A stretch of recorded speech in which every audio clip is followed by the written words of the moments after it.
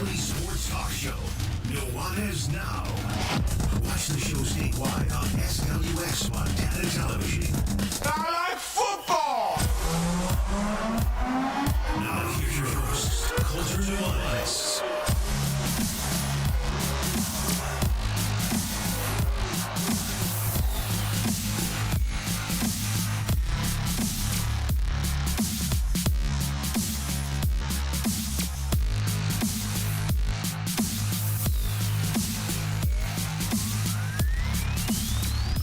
What's up, Montana? Welcome in. 102.9 ESPN Radio. Nuanez Now coming your way.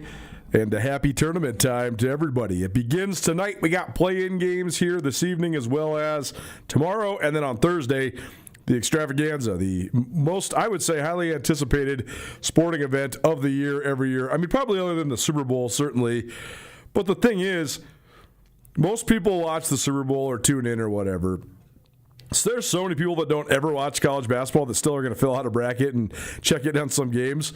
And that's what makes it fun. It's a sort of a communal event, and the ushering in of spring and the wild madness that engages and plays out every year is certainly something we look forward to always. So we'll talk plenty of NCAA tournament here today. We're also going to talk plenty of state hoops as well. We continue making the rounds with our interview series. We're going to try to highlight all 8 of the basketball state champions from the state of Montana. We heard yesterday from Sam Bigley and Lincoln Rogers, the 2 main characters for the Sentinel Spartans as they won their first state title in 40 years. Today, we'll catch up with one of the veteran coaches in the state of Montana, Jim Sturgar. He is Billings Central's head coach, and they had an awesome run all the way to the Class A state championship. We'll play that for you here in about, 20, 25 minutes. And we'll also talk some NFL. We'll also talk some spring football. We'll also talk some Montana State women's basketball because I sort of blew through this yesterday. It's hard to keep track of everything, right? The WNIT was the second tournament to the NCAA tournament forever. The NIT still is the second tournament in the men's side. The WNIT became the WBIT, and then the WNIT was recreated. So when I said yesterday that Montana State women's basketball was going to the WNIT, I just sort of blew through that was the second tier of the tournament. It's not. It's the third tier. So they actually got snubbed in the WBIT. So I have some stuff to say about that. But they are playing in the WNIT, and they will play. It was just announced earlier today. They will play a home game. When? What day? That remains to be seen because they play the winner of San Francisco and Utah Valley. Those 2 teams play Thursday. So there is one team left. That's the point here. There's one team left from the state of Montana that's playing basketball, and that is the Montana State women's basketball team. So we're getting a little bit of that. We'll also talk some spring football for both the Grizz and the Bobcats, and we'll keep on talking brackets and March Madness and all that fun stuff. So there you go. That's what's coming up. 1029 ESPN.com. If you want to stream the show, you can also always use the ESPN MT app. You can also always use Facebook and YouTube and Twitch. Please subscribe to our YouTube channel. We're making a big effort there. It looks great. We have been in this massive transition of the way that we produce the show, and it's way over my head in terms of what the guys behind the glass do. But they are putting in a ton of work. They're doing they're having a lot of fun. But you have to experiment quite a bit to be able to get all this stuff all the way locked in. So I appreciate them for continuing to help us evolve. But please subscribe to our YouTube channel. It certainly helps us. Just in tracking who's watching, et cetera, et cetera. So if you do watch on YouTube, please go subscribe. And if you haven't checked us out on YouTube yet, please do. Happy St. Patrick's Day. It's a great day. It's always tough when St. Patrick's Day is on a Tuesday. I enjoy celebrating St. Patrick's Day. My family has a lot of different heritages, but Irish is certainly the strongest one. Both on my mom's and dad's side of the family. My father's mother was very Irish. Irish Catholic. I mean, she was only a generation or 2 removed from actually people that lived in Ireland. And my mother's father was also very Irish. So I have a lot of Irish in me, and St. Patrick's Day is always a fun day to celebrate. It's just hard to, It's hard to go out and drink your green beers on Tuesdays, especially when you get old like me. But it's certainly a fun day, and if you are celebrating, congratulations to you, and be safe and have fun. I went out last night for a little while because it's Calcutta time, and there was the Calcutta at various different establishments around Missoula. The Calcutta I participated in, we got just 3 teams. We got Houston, which I'm excited about because I think they're a real deal Final Four contender. We got Arkansas, who's coming off a great run of the SEC championship. They're a 4 seed. They're going to have to make some noise. They'd have to pull an upset to get to the Elite 8 or the Final Four because they're on the obviously a 4 gets lined up with a 1 when you get to the round of 16. But I like the talent that Arkansas brings to the table. Darius Acuff Jr. is one of the top guards in college basketball. He's one of the top NBA prospects, so I certainly like that one. And then we also bought Idaho. Now, I don't expect Idaho to make any noise. Here's the deal. In this specific Calcutta we participated in, the biggest loss, whoever has the biggest loss, you get a cut of the pot. So we actually bought Idaho because I know I'm a Big Sky Conference guy, and that's the league we cover. I think Idaho got the worst draw of anybody. People were sort of surprised they got a 15 and not a 16. They were the 7th team out of the Big Sky Conference. So the fact that they didn't get a 16 was maybe a little surprising. But here's the deal. If Houston doesn't lose to Arizona multiple times this year, Arizona's the number 1 team in the bracket. They're the number 1 overall seed, number 1 team in the country. Houston lost to Arizona a couple times. That probably cost them a 1 seed. Houston, though, I think is one of the 3 best teams. And even if they're the 5th best team right outside the 4 1s, they are as tough of a matchup for a Big Sky school as you're going to find because of their size and the way they play defense. So I think Idaho's up a creek, to be honest. I think the Vandals have, I think, the toughest first-round draw of any team in the entire bracket. So that's why we bought them, because we think that they're going to be the biggest loss. Hate to root against my Big Sky brethren, but that's just sort of where we're at. One other note on the NCAA tournament. We talked about Idaho's women getting a 13 seed playing against Oklahoma. They play in Norman, Oklahoma. Idaho's men play in Oklahoma City. Well, I looked this up. That's only about 25 miles, about 30 minutes apart from each other, where the 2 arenas are. So that's pretty cool. Like if you're an Idaho supporter or an administrator or whatever, you're going down to Oklahoma, you can go watch the men and the women. And, usually you got to make a choice, right? So that's certainly – that's cool for anybody that's associated with Idaho. Certainly tough draws with the men getting Houston and the women getting Oklahoma, but we'll see if Idaho can hang. Get your brackets in. I'm going to keep on telling you. Our ESPN Tournament Challenge, Bracket Challenge, probably presented by Jewelry Design Center, is back for another year. We got a $500 gift card for you at Jewelry Design Center. Also talked to our good friends down at Zootown Sports Cards today. They're going to help us with a bunch of prizes as well. We also have gift cards for you from Taglieri Deli, as well as Draftworks Brewing, as well as Desperado Sports Tavern and Grill. So we'll have a nice prize package for you. You're going to need, though, to get your picks in before Thursday's games start. They start at 9:57 a.m., so you got to get your picks in before the games start. Looks like we got quite a few people in the group so far. Just made the group yesterday. We're getting close to 100. I want to get close to 1,000, so keep those brackets coming in. ESPN MT Nuanez Now 2026. That's where you're going to find the group. You can also go look at our Facebook page, our Twitter page, our Instagram page, all of the above. And please get entered in and do it before Thursday, because after Thursday, then you can't enter in. So you got to get it entered in before the tournament starts. But if you do, you're going to be entered in to win a whole bunch of great prizes, and it should be a very competitive field within the scope of our bracket, as it always is. I'll be hanging out down at the press box on Thursday. I'll be down there from about 11 a.m.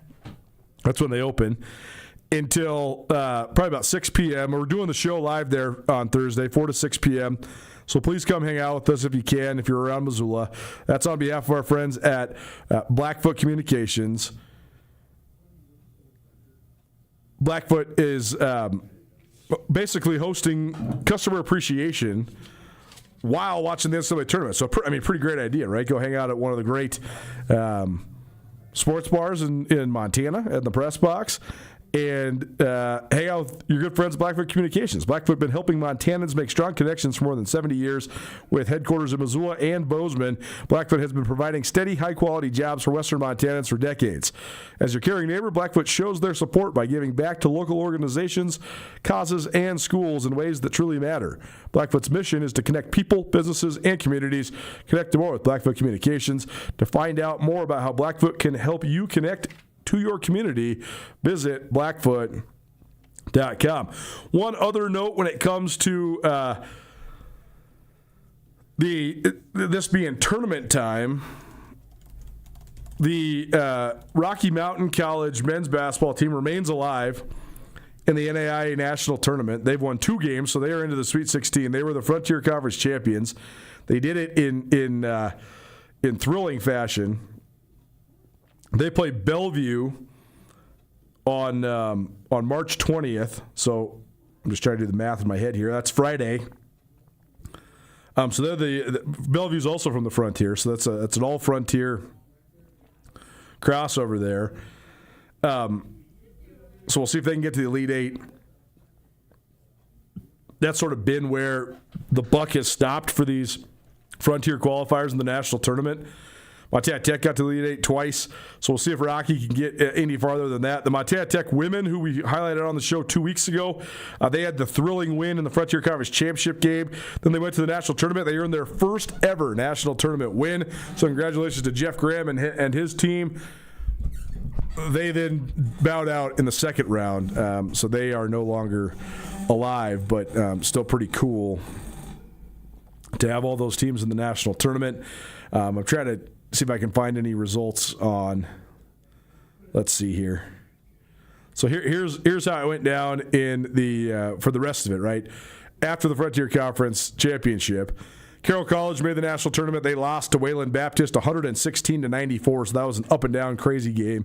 Bellevue made it. They beat Huntington, Indiana 62-58. Rocky Mountain College made it. They beat Simpson 94-59. And Montana Tech made it. They beat Oklahoma City 91-87. Bellevue then beat Graceland 95-88. Rocky beat the Masters 67-66. And Oklahoma Wesleyan beat Montana Tech 67-46. So 2 of the 4 qualifiers from Frontier men's basketball remain alive, and they play each other at 6:30 on Friday in Kansas City. So fun for them. On the women's side, Rocky's women made it. Well, let's see. Excuse me. Dakota State's women were the actual regular season champions of the Frontier. They destroyed Grandview, Iowa, 102-51. Carroll's women lost 76-63 to Columbia. Rocky Mountain College beat Southern Oregon 83-64, and Montana Tech's women won 87-75 over Nelson. So 3 of the 4 qualifiers advanced. Then Rocky bowed out. They lost to Dort 85-54. Dakota State thrashed Bethel 104-74, and then Montana Tech's women, they bowed out, losing to Lewis and Clark State, who was the host of that site, 79-67. So Dakota State, the only Frontier Conference team left. They play Indiana Wesleyan on Thursday, and that's in Sioux City, Iowa. Time now for Treasure State Stars. It's probably presented by Parkside Credit Union. Parkside Credit Union, a great place in western Montana to get a loan, because Parkside Credit Union loves to say yes. Top individual performances from around the state. We talked about Justine LaMontagne. She won the first national championship for Montana State in skiing since 2007 in the giant slalom. Well, then she followed it up with a slalom championship. So she goes 2 national championships in 3 days. She is now unquestionably the most decorated skier in the history of Montana State, and certainly one of the most decorated skiers, period, in the history of women's skiing, getting the double dip. She's from Quebec.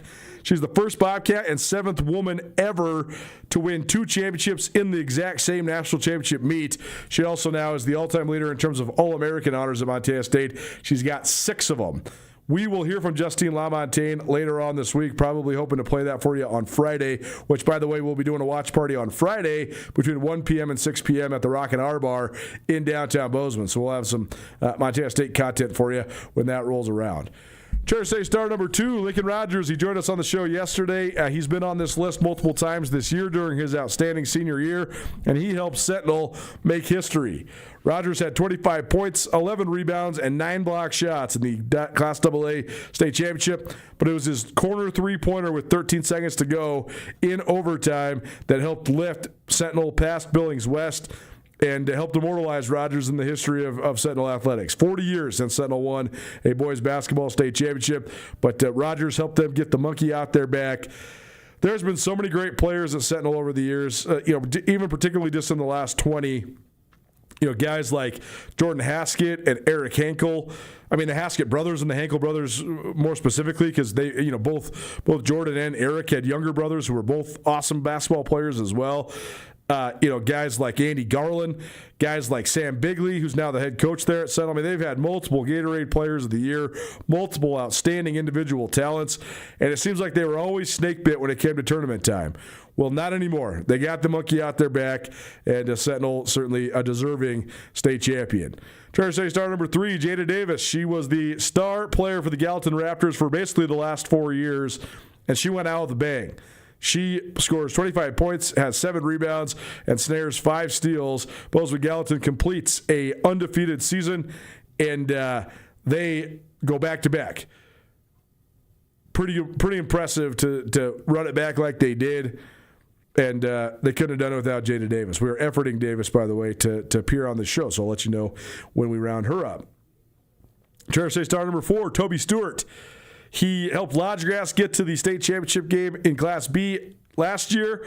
Then he transferred to Billings Central. He helped Central win the state championship game this year. He had 23 points in the state chipper. He was one of the best players in the state all year long. He's a really, really fun player to watch, and he certainly found a way to go out on top and helped Billings Central to that awesome 70-40 win over Dillon. More on that game here in just a little while. Jim Sturgar, the head coach of Billings Central, will join us in our next segment.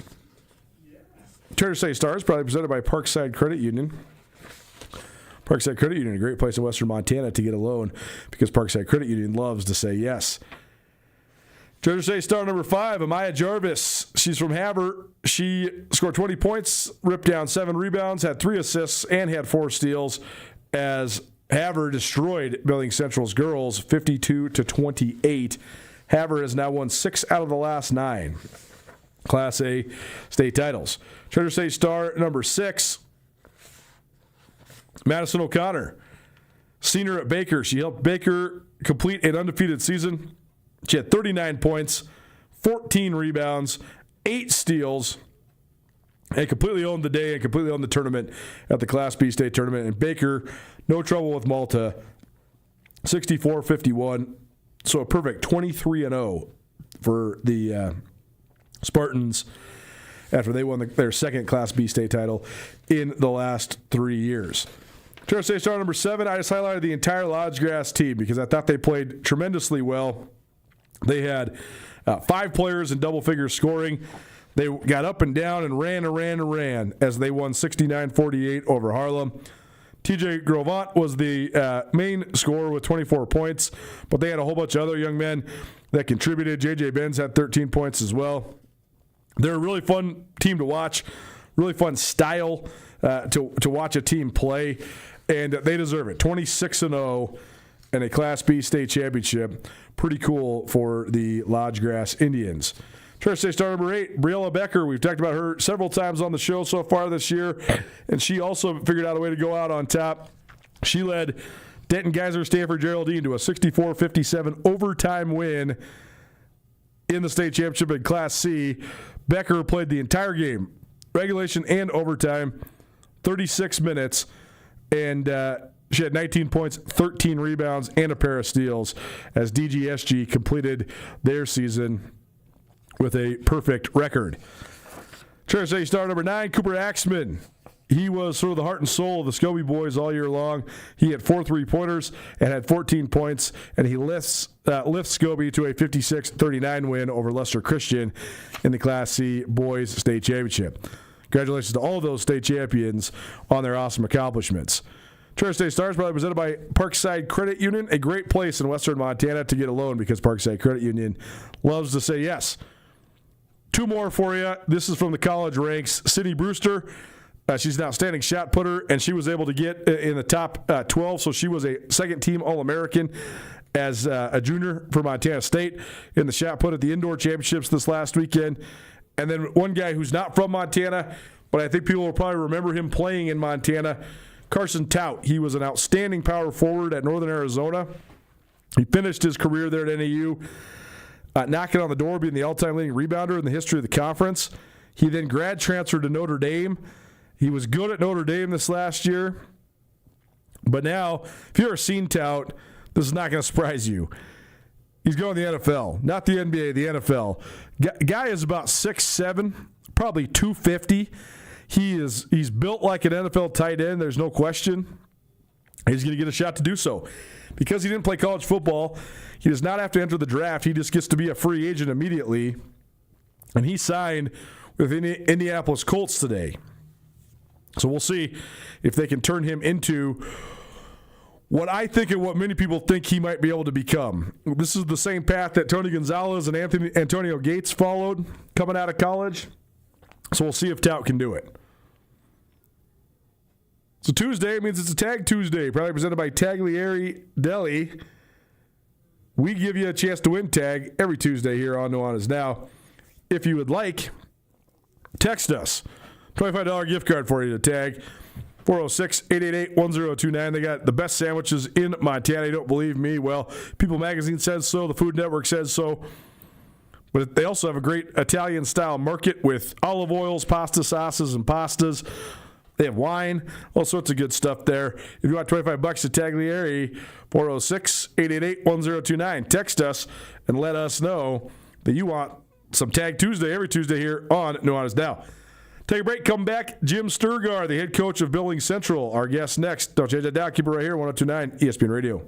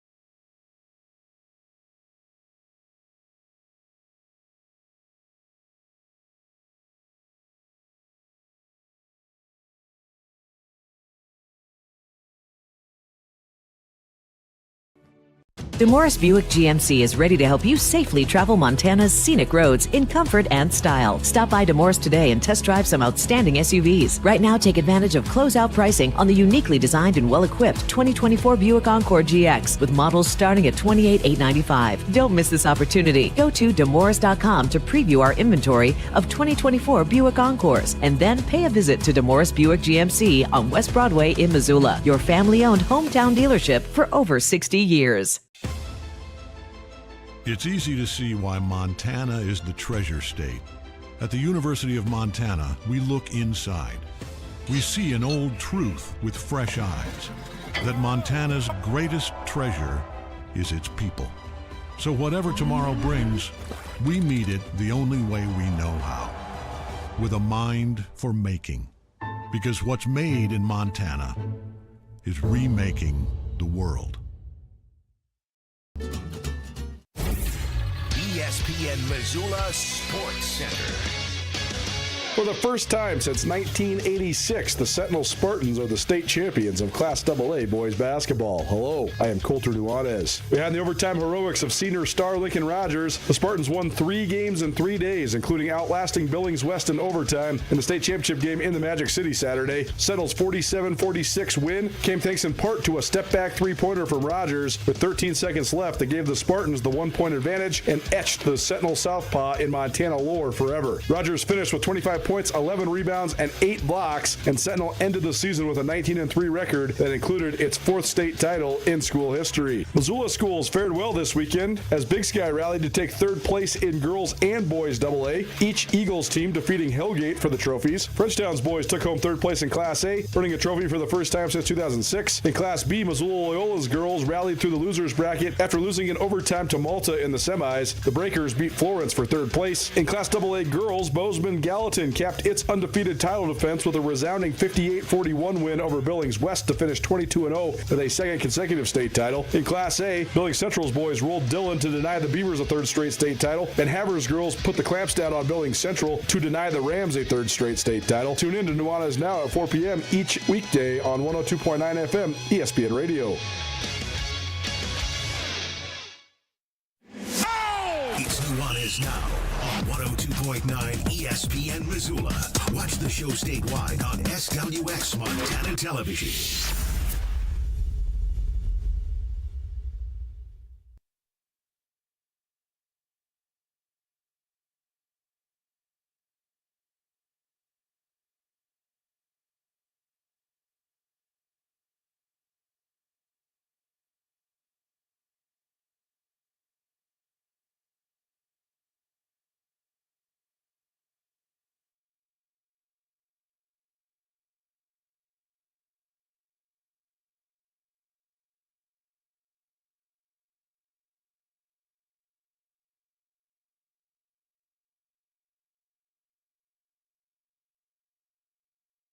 Welcome back. 102.9 ESPN Radio, SWX Montana Television, and the ESPN MT app. I'm Colter Nuanez coming to you through the Grizzly Disposal studio here at the Missoula Broadcasting Company.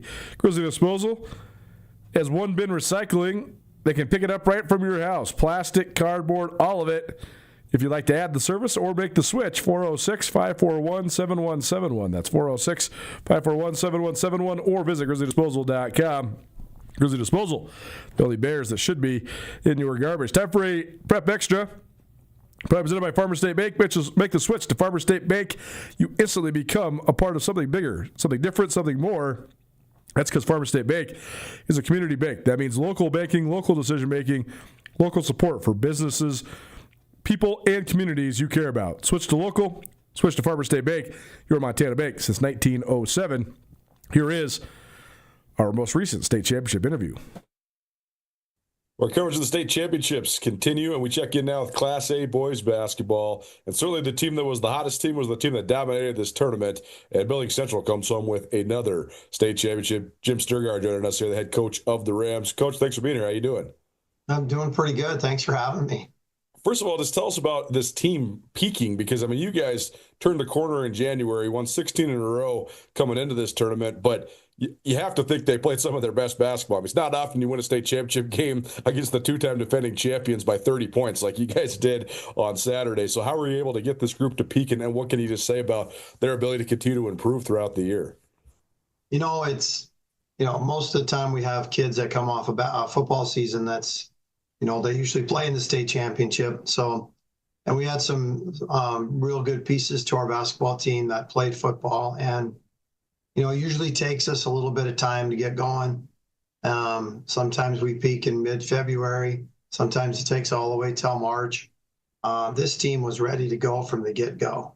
And we just gradually, climbed. It's a marathon, not a sprint. And we every day got better and better.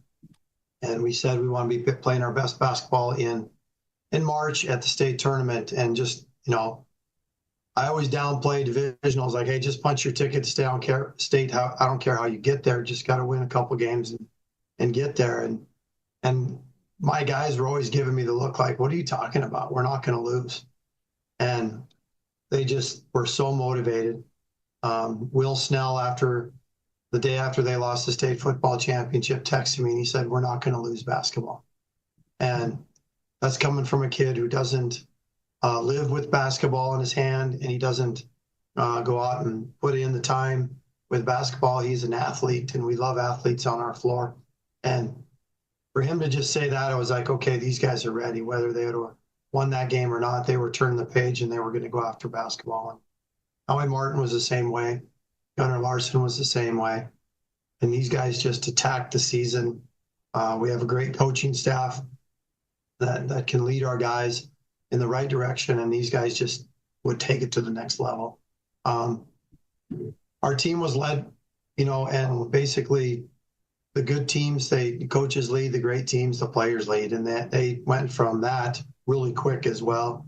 So, we won by an average of 25 points the entire season. We only had a couple teams that kind of hung with us. I think Lockwood beat us by 1 on their home floor. West High beat us the first game of the year at their place, which is a tough place to play. They had 2 games under their belt. They played over in Missoula, and we were in control of that game for 2.5 quarters. And then the last quarter and a half, we just kind of let it slip away.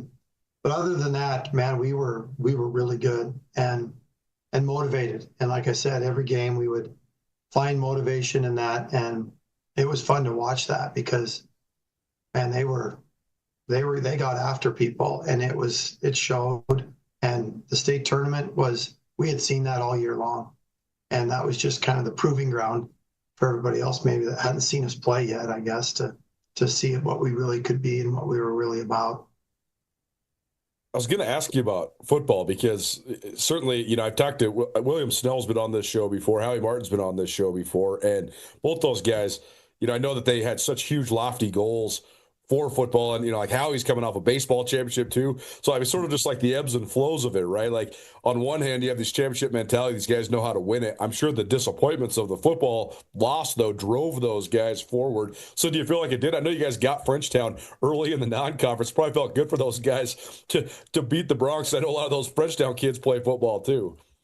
Yeah, I think, I grabbed Howie and I grabbed Will right before the championship game started.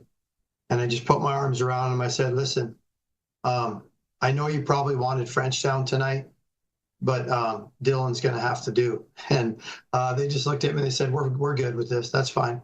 And they did look forward to playing that early game. But again, anything before February really doesn't mean anything. And that game was, before Christmas. And our kids wanted to win that bad, though. It was just a couple days removed from the championship football game. So, they were motivated to play anybody we played, but Frenchtown was up on their list for sure. Jim Sturgeon joining us, Billings Central head coach. They won 16 in a row down the stretch, including a 70-40 win over Beaverhead County High School. That's Dillon, for those keeping track, in the Class A state championship on Saturday up in Great Falls at Four Seasons Arena. You mentioned the Lockwood game. That we have a game of the week every week, and we highlighted you guys several times this year. But I thought that Lockwood game early January was going to be a good test for both teams. That's the last time you lost. What was sort of turning point was that for you guys? I know you got them back again a couple times down the stretch. So, what sort of thing? What did that teach you, and how did that sort of influence your season?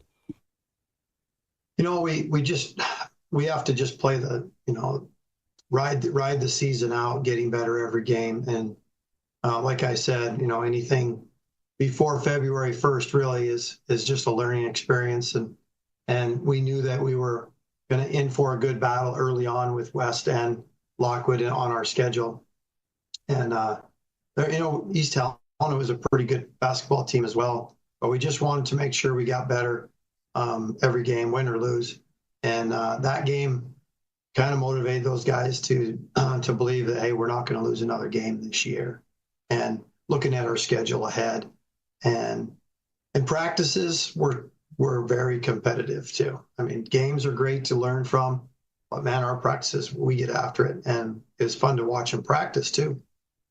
So I think what they learn from is no matter what we're doing early in the season is we got to progress every day, whether it's during a game or practice, whether we had won that game because we had a shot at the buzzer to win it, and heck, you win that, maybe you walk away and maybe we don't have the rest of the 16 in a row or whatever it was if we win that game. So maybe it just lit a little fire on because no one likes to lose. And definitely the guys we had were not anything about losing a game. So that would in itself would probably be the biggest thing. Sorry, my laptop was dying. I'll cut that part out. Your part will stay, though. These guys, though, the fact that they are such winners, I mean, what do you attribute that to? Because Billings Central is just rolling right now in a variety of different sports, but there's a lot of common names, especially on the boys' side, that are playing on a lot of these teams that are dominating Class A. So what do you point to that makes this group, just such winners and such a special group? I think it's just the Catholic community at Billings Central, the culture we have at that school, and people come to our school. Number one, they want to have great academics, and they want to be pushed academically, and that prepares them for the next level and college, and that's academics and our families. So I point everything to our families. I mean, we have great families at Central, and just a great culture of number one, family, faith, family, and academics, and that drives and leads right into sports. I mean, most schools have about 20 to 25% of their population participating in sports. We have about 78%. Wow. So we have kids that come to our school want to, number one, be pushed academically. They want to have good culture, good community. And then, of course, our sports are really good. And that's a byproduct of everything I mentioned before that, sports. So, I mean, yeah, last year we won like 10 or so state titles in 1 year in a school. Right. I mean, I know of schools that haven't won a state title in 20 years. So, and this year we already have, I don't know how many. I mean, we're spoiled where we're at. And I've been spoiled here coaching at this school because we have great kids and great families.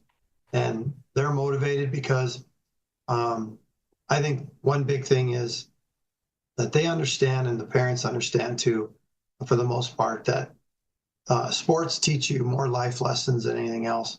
And that what are you going to do, coach, for me and my son to help him be a better person when he's 25 years old? Great if you win. Great if you win a state championship. But really the trophies come and go. And what's more important is building our relationships with these kids and the families. And that's going to take them a lot further than some trophy. I talk at my parent meeting every year about, when you're laying on your deathbed, mom or dad, are you going to hold your son's hand and say, man, I wish you would have played more, or I wish you would have won a state championship, or it's not going to be about basketball or anything like that. It's going to be probably about, son, I love you so much. And that's about it. And so to think that basketball is the end all is crazy. I mean, I just ran into somebody yesterday. That is a friend of mine. And they go, hey, are you still coaching? I go, yeah, I'm still coaching. Well, how did you guys do this year? Huh? We won the state championship a couple days ago. Oh, well, good for you. So you got to keep things in perspective. I mean, it's just a sport. It's fun to play. But I think that drives our kids too. It's like, what are we going to do with our sports at this school to help us be better? And believe me, some schools aren't like that. That's the end all for them. Some kids, they finish their season, they don't go to high school anymore. They just drop out, or that's maybe a worst case scenario. But we showed up. I mean, my daughter lost a state title game right after we won it, and she didn't want to go to school Monday, as I'm sure a lot of them didn't want to. But guess what? She got up and she went to school because that's her family away from our family, and it helped her get through that day and the next day, and it's going to get better. Losing sucks. I've lost too many to even count in the state championship, and it was not fun. And But the culture that builds at Central is a special place. I didn't believe it till I went over there 15 years ago. And so I'm proud of, everybody that participated in our team and pulled together and helped us win it. But we got to keep that in perspective too. Great perspective. Jim Sturgard joining us here on Nuanez Now, 102.9 ESPN Radio. He is the head coach of the Billings Central Rams. They won the Class A state championship in Great Falls over the weekend with a 70-40 win over Dillon. It must be fun for you to work with young people like this, right? I mean, I've had some of these guys on my show. The girls, too, have been great. I mean, they're such mature kids, and it seems like they're driven, and they're about this holistic thing you're talking about, not just the sports but the academics, and it just seems like it's a great opportunity there at Central. So for you, what's it like coaching these young people and just watching them grow? Mark Sulzer is a pretty good mentor of mine, and I helped coach with him when I was a senior with football, and he helped me coach basketball at senior too. But they used to talk about 10-80-10 guys. Well, a 10-80-10 is you got 10% of your players that you really don't have to drill at practice. They just get it. And you can coach them other ways, but basically you don't have to spend a lot of time with those guys. Then you have about 80% of your team that, you're coaching, they're still learning, that kind of stuff. Then you got 10% of your guys that probably aren't going to get it. They're maybe the young kids or whatever that maybe aren't going to get it and maybe aren't going to play basketball for 4 years. But man, we have a lot of the top 10% of those guys. We have a lot of those guys where they just get it. And like I said, it goes back to what have they done before they've gotten to us. And that's a testament to their families, number one. Coaching other AAU teams or junior high programs, but it really comes back to their families and how they respond to coaching as well. We're hard. I mean, I'm hard on our guys. I'm hard on my own coaches. I'm hard on us because we want to do the best we can. We want to be the best version of ourselves as an individual, a team, coaches, everything.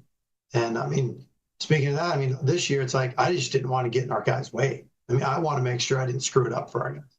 And as a coaching staff, that we kept talking, hey, what are we going to do to make sure we don't? We're not the reason why, And boy, it was fun. And like I said, they're just easy to coach. With how young people are wired these days, it seems like that might be the key, right? Because I talked to Sam Bigley yesterday from Sentinel. He said the same thing.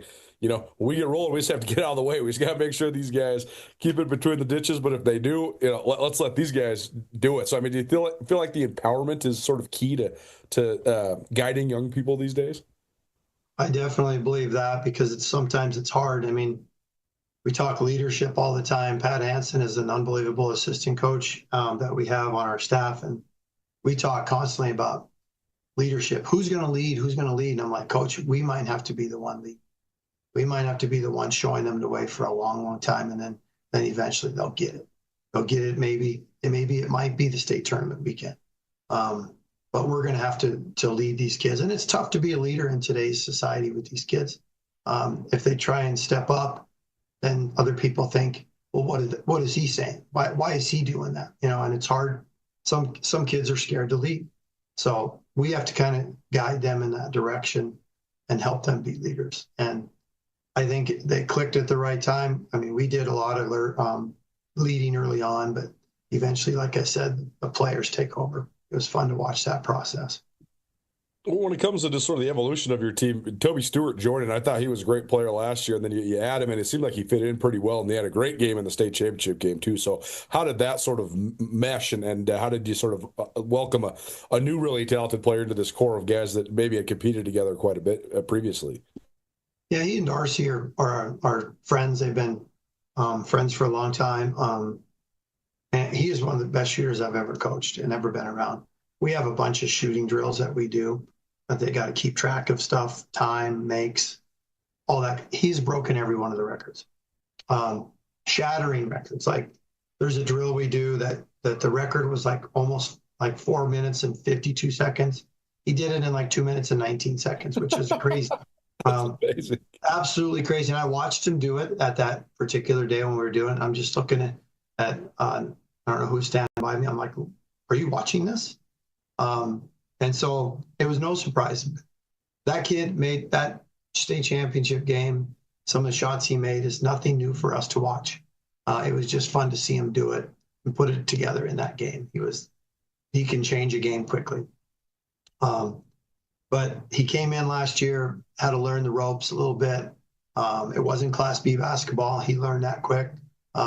Defensively is for the big thing was defense and being a part of a team defense too. I mean, anybody can go play AAU ball and just guard your guy because if you get beat, everybody knows it's you. But in high school, it's team basketball, so we don't want to get scored on, you know. So he had to learn a little bit of how we do our defensive system. And I'll tell you right now, at the beginning of January, middle January, that kid became a defender. And honestly, I was just talking with Coach Pat last night about it. I'm like, man, we didn't have to say much to Toby anymore about defensive stuff. And man, he became one of those 10-80-10 guys, the 10% that you don't really have to say much to defensively. And what a huge step he made. And last year we were constantly coaching him about our team defense and how we do this and that defensively. And I'll tell you right now, most of the year this year, we didn't have to do anything. So that was fun to watch in that progression. And man, he can score. And when he gets going, I mean, he doesn't come off the floor unless, and most of our guys this year were like that. It's like, we just want to manage the game, come off the floor and get a rest back there. Play your guts out, which I think we played harder than anybody. And all the way up till the final buzzer. And that's how it was with Toby. He played a lot of minutes for us this year. He and Darcy probably led our team in minutes.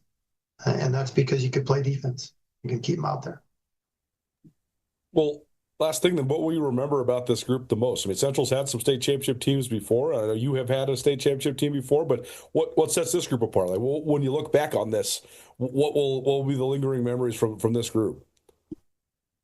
As a coach, you always dream of being able to just sit back and watch the game and manage the game and not have to pull a kid off the floor, coach him up, send him to the next coach down the line, coach him up.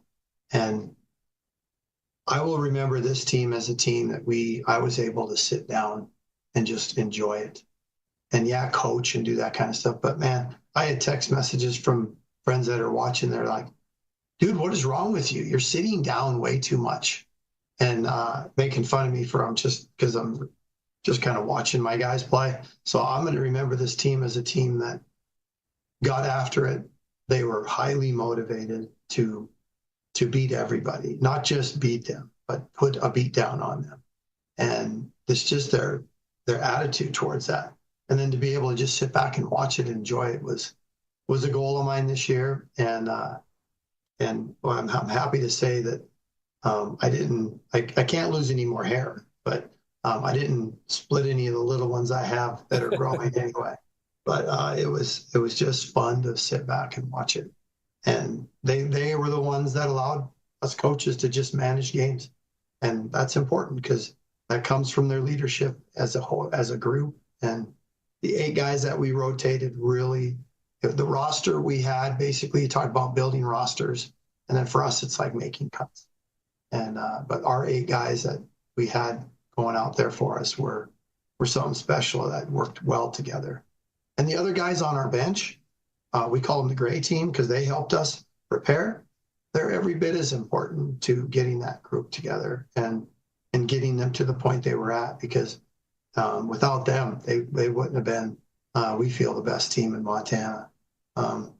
So we, all the way down the line, guys that played were on the spotlight and shined and were the stars, but the guys that helped them get there were just as important. Man, the best team in Montana. I wish we could bring back the Big 32, man. This would just be the coolest thing for Montana. We're going to keep working on it. I've floated this to some people. If we can figure out a way to make it happen, that'd be fun because I'd love to see some Billings Central Lodge grass or some, just roll it out there, whatever, Sentinel versus Scobie. All of it would be so fun, right? Well, we were hoping that West High could win that championship. Right. Because we were we beat West. So. Right, and go have a rubber match, right? Because didn't you play them twice and split? We did. That would have been so fun to have like a Billings state championship between West and Central. Just do it this weekend and just have a once-off. That would have been awesome. Yeah. Well, Jim Sturgard joining us here on Nuanez Now, 102.9 ESPN Radio, Building Central head coach. Coach, appreciate it. Congratulations again, and thanks so much for spending some time with us. Thanks, Coulter. Appreciate it. The guy's a legend, man. It's awesome. Good job by Building Central. As he described there, they are a consummate team, and that's what carried them over the top. Well, it's now 102.9 ESPN Radio. We'll talk some NFL. Some of the players that you heard of from the Treasure State got a chance to make some cash with extended contracts, but more importantly, they get to keep on playing professional football. That's next. Keep it right here, 102.9 ESPN Radio.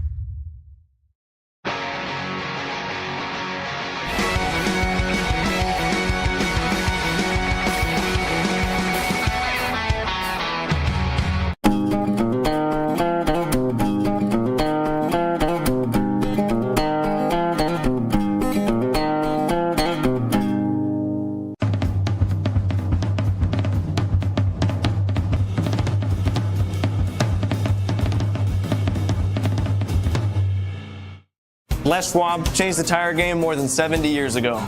Today, we still believe you should get more from less. Like more hustle, less hassle. More of the best service around, less of the runaround. Because we include America's best tire warranty in every tire we sell. So you get more unbeatable warranty, less charging you extra. It's why we're more than proud to say, you get more from less.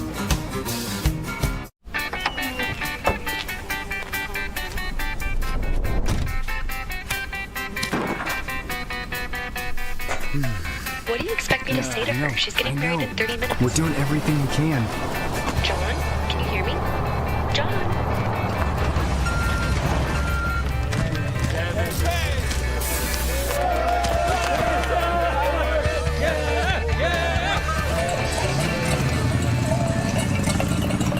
Mountain Town Vacation Rental Management, your local partner for vacation rental success. We provide a fully customized hosting experience tailored to your needs and goals. Your home is listed on every major site, helping you maximize visibility and bookings. And our local team is available 24/7 to handle guest needs and booking inquiries. Let us take the stress out of managing your vacation home. Contact us today at mountaintownvrm.com or give us a call at 406-369-3080.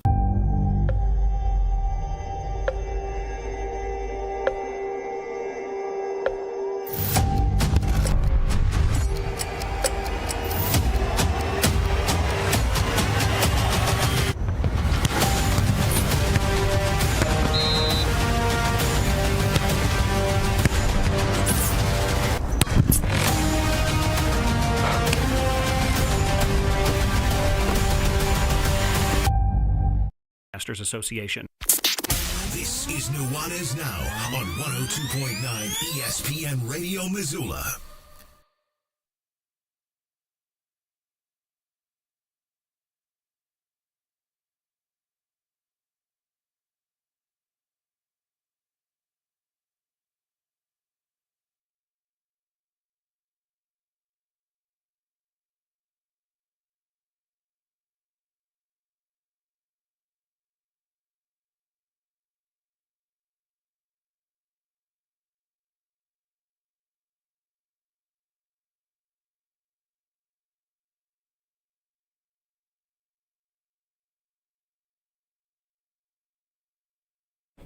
Welcome back. 102.9 ESPN Radio, SWX by TAT Television, and the ESPN MT app. Coulter Nuanez coming to you through the Grizzly Disposal Studio here at the Missoula Broadcasting Company.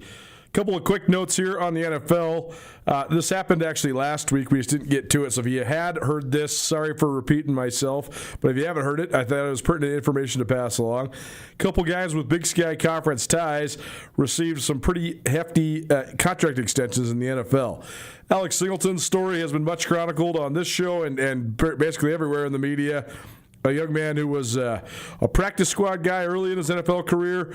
Then he embraced his Canadian citizenship because of his mother, went to the CFL, became the best player in the CFL, came back to the NFL, and has been a stalwart and a starting inside linebacker who's also a captain for the Denver Broncos. He signed a 2-year deal worth $15.5 million, $11 million guaranteed. So great job by him. And it's an inspiring story, too, because, first of all, Alex has a sister who's special needs, and he has given just an immense amount of time and energy to helping her, first and foremost, but also to donate and support Special Olympics. But then he also had a cancer scare this last year, and he had surgery for testicular cancer. And he was back on the field within the matter of 2 weeks and playing his heart out. One of my favorite guys I've ever covered. Just an all-around awesome person, first and foremost. Just one of the most cheerful, good-spirited, nice guys you'll ever meet. And good things happen to good people. It does happen. And he has certainly made his way in the NFL and deserves the contract extension he got with Denver. Rashid Shaheed, who actually, he probably didn't get enough play on my channels during his time at Weber State. He came on my podcast a couple times before I was ever even doing radio. But he was a great player at Weber, but mostly just in the return game. He's become an all-round player now in the NFL. He broke in with the New Orleans Saints, but now he is making his way with the Seattle Seahawks. He's got a Super Bowl ring, and he was handsomely rewarded. 3 years, $51 million for Rashid Shaheed. So that's pretty dang good for a guy of his ability. Daniel Hardy, another former Montana State guy. He was a 7th-round draft pick by the Rams. He bounced his way around in the NFL for a couple years, but now here he is, and he's found a real home in Chicago. And he got a 2-year contract extension that's worth $6 million, $2.5 million guaranteed. So he will make it into then the part of your NFL career where you can get perhaps a long-term contract, and then all of a sudden you get vested, and now you're basically set up for the rest of your life. So pretty cool. Another great story, a guy who was a walk-on. He was like a 2-sport athlete in high school. Thought he was going to be a basketball guy, went to a junior college, but then when he got to Montana State, his physical development was insane, and he maintained that basketball player type of athleticism, and he went from a skinny kid who didn't really have a position to a monstrous defensive end who now is getting run for one of the best teams in the NFL. I don't know if the Bears are quite one of the best teams, but they're one of the better teams. I mean, they made the playoffs this year, so that's pretty cool for Hardy to make his way.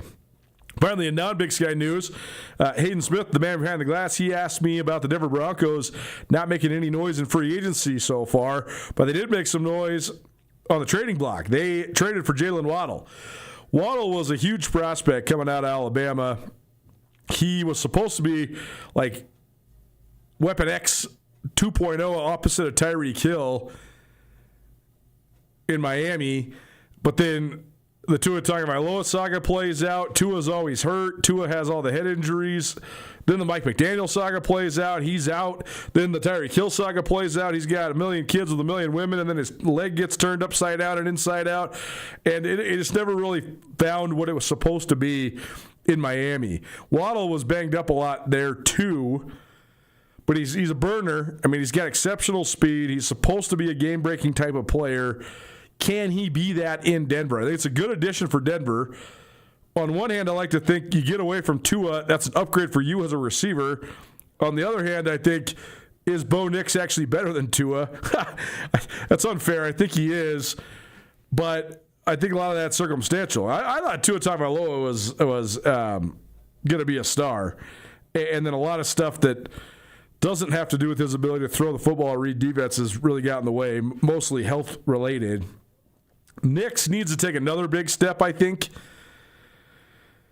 because he needs to be at least a reason the Broncos win games this next year. Because if he's not, then the narrative is going to begin. I think the Broncos are the most complete team in the NFL. I think they got the best defense and the best offensive line. I think they got good skill guys. If the lack of an elite Bo, I don't even know how elite Bo Nix needs to become. He needs to become just good, though. Like, you need to believe that he is a top half of the NFL quarterback. He has to contribute to winning, and if he can, you have a real chance. You have a real chance. But if he is just middle or below average, now all of a sudden everybody's going to start piling on. Well, the Broncos need to make a move. Well, the thing that's holding the Broncos back is Bo Nix. Maybe Jalen Waddle helps them. So we will certainly see. But intriguing trade, because I saw Twitter joking about this earlier. Sean Payton has been infamous for trading away his best offensive skill guys, particularly receivers, but now he traded for one. And so Twitter was giving Sean Payton a hard time for that, but I do think it's a good addition for Denver. And I thought Denver was a contender before the trade. This does nothing to deter that thought. There you go, a little NFL update for you. Probably presented by Sportsbet Montana. Sportsbet Montana has kiosks all around the state of Montana. Special bets going on. There'll be a ton of special bets for the NCAA tournament. We'll have some sponsored bets ourselves, as well as Sean Rainey will have some sponsored bets as well. Some rainmakers, as he likes to call them. And if you are betting on the NCAA tournament, there'll be kiosks all around the state. If you want to find one, you can go to the Sportsbet Montana website or go on the app and just click on where to bet, and boom, you'll have the closest one near you. All the locations in your town or your county. Appreciate Sportsbet Montana for their continued support of what we got going on here at Nuanez Now. Hour one of the books, hour two coming at you. Talk Montana State getting snubbed by the WBIT. We'll also talk brackets, and we'll also talk Grizz and Bobcat spring football. That's all coming your way. Don't change that dial. Keep it right here, 102.9 ESPN Radio.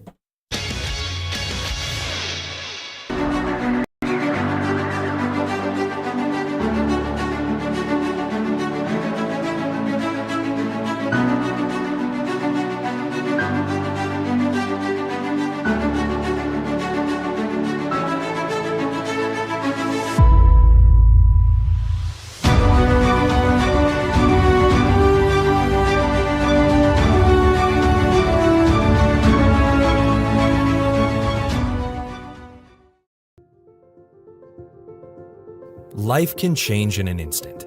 If you've been hurt in an accident, suffered from medical negligence, or are facing criminal charges, you don't have to face it alone. At Ryan Miller & Coburn, we're here to listen and fight for you. We're your neighbors, traveling across Montana to stand by your side as your link to justice. Real people, real help, right here in Montana. Ryan Miller & Coburn, your Montana attorneys. DeMorris Buick GMC is ready to help you safely travel Montana's scenic roads in comfort and style. Stop by DeMorris today and test drive some outstanding SUVs. Right now, take advantage of closeout pricing on the exceptionally designed 2024 Buick Envision with models starting at $39,795. Don't miss this opportunity. Go to DeMorris.com to preview our inventory of 2024 Buick Envisions and then pay a visit to DeMorris Buick GMC on West Broadway in Missoula, your family-owned hometown dealership for over 60 years.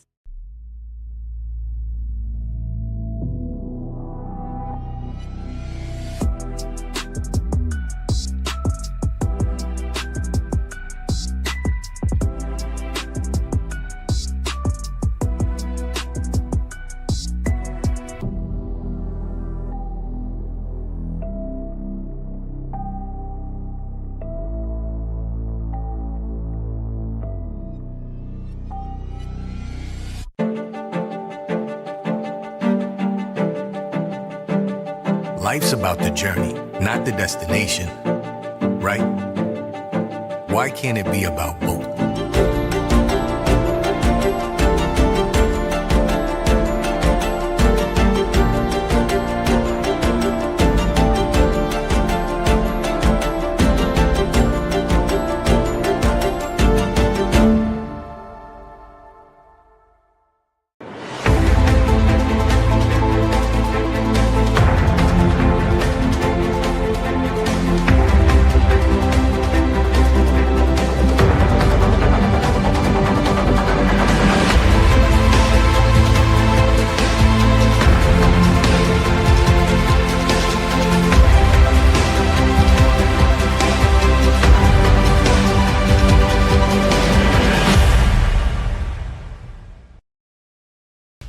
ESPN Radio for Western Montana, KKVU HD3 Stevensville, and 102.9 FM on K275BS Missoula.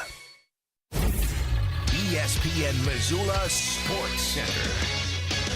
For the first time since 1986, the Sentinel Spartans are the state champions of Class AA boys basketball. Hello, I am Colter Nuanez. We had the overtime heroics of senior star Lincoln Rogers. The Spartans won 3 games in 3 days, including outlasting Billings West in overtime in the state championship game in the Magic City Saturday. Sentinel's 47-46 win came thanks in part to a step-back three-pointer from Rogers with 13 seconds left that gave the Spartans the 1-point advantage and etched the Sentinel Southpaw in Montana lore forever. Rogers finished with 25 points, 11 rebounds, and 8 blocks, and Sentinel ended the season with a 19-3 record that included its 4th state title in school history. Missoula schools fared well this weekend as Big Sky rallied to take 3rd place in girls and boys AA, each Eagles team defeating Hillgate for the trophies. Frenchtown's boys took home 3rd place in Class A, earning a trophy for the first time since 2006. In Class B, Missoula Loyola's girls rallied through the losers bracket after losing in overtime to Malta in the semis. The Breakers beat Florence for 3rd place. In Class AA girls, Bozeman Gallatin capped its undefeated title defense with a resounding 58-41 win over Billings West to finish 22-0 with a 2nd consecutive state title. In Class A, Billings Central's boys rolled Dillon to deny the Beavers a 3rd straight state title, and Havers girls put the clamps down on Billings Central to deny the Rams a 3rd straight state title. Tune in to Nuanez Now at 4 p.m. each weekday on 102.9 FM ESPN Radio.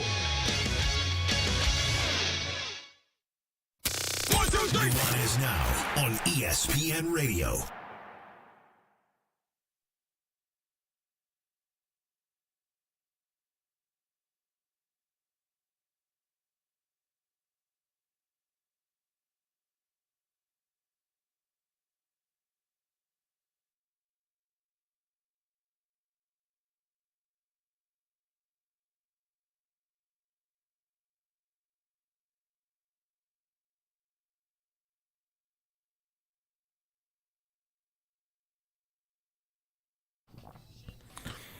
Welcome back. 102.9 ESPN Radio, SWX Montana Television, and the ESPN MT app. I'm Colter Nuanez. We are coming to you through the Grizzly Disposal studio here at the Missoula Broadcasting Company. Grizzly Disposal has construction roll-off boxes. If you have a construction project going on, they can get them to you within 24 hours. Don't wait days or even weeks like Grizzly Disposal. Use their quick turnaround times to get them to you fast. Visit grizzlydisposal.com or call 406-541-7171. Grizzly Disposal, locally owned, veteran-owned, the only Bears that should be in your garbage. Montana State's women are playing in the WNIT.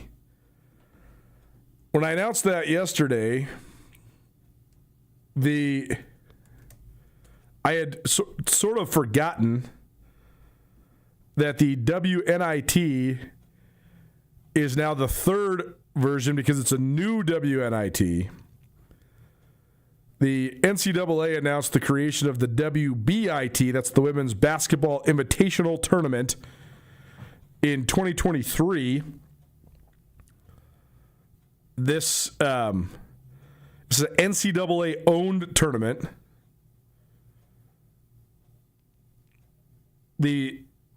So it's run like the NCAA tournament, right? The WBIT essentially just replaces the WNIT as the 2nd tournament. Now the WNIT is more of like a pay-to-play type of tournament. So is the WBI, the Women's Basketball Invitational. So when I announced this, I sort of had just assumed that 2nd tournament, what the WNIT was for years, was what Montana State was going to play in. But then I realized they got snubbed by the WBIT and have to go to the WNIT. This is just the latest of a continuing trend. On the women's side, you saw Ball State tie for the MAC title. They won 26 games. They had a quad 1 win.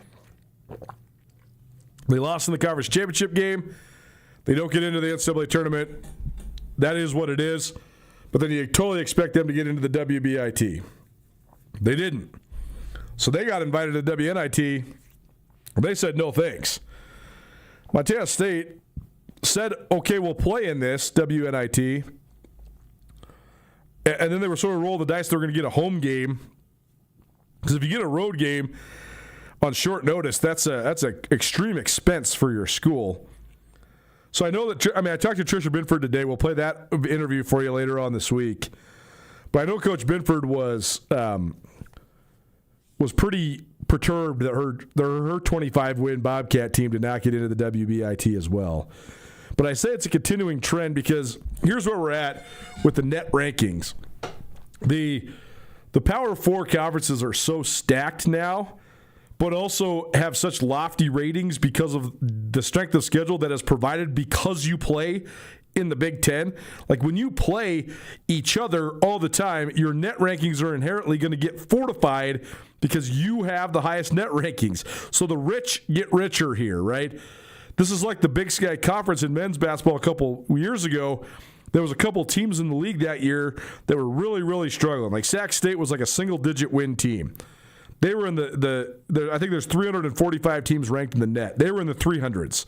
So when a team like Montana or Montana State would soundly beat Sac State, their net ranking and their RPI would actually go down.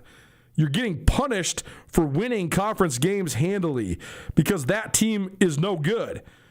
But you didn't choose to play that game. If you chose to play that game in the non-conference, okay, ding the school, that's fine.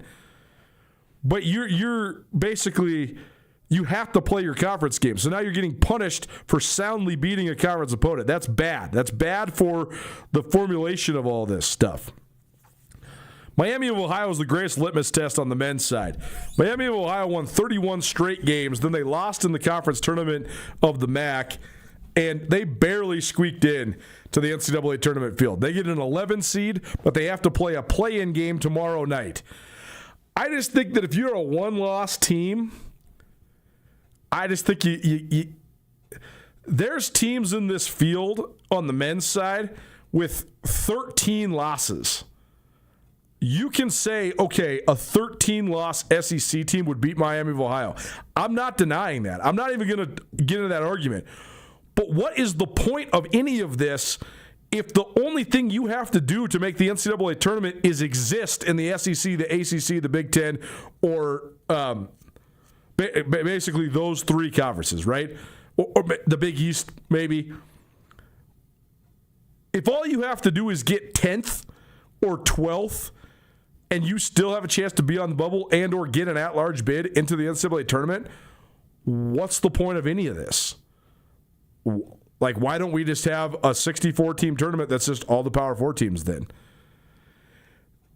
There's no reward for consistency. That's the part that's maddening about this.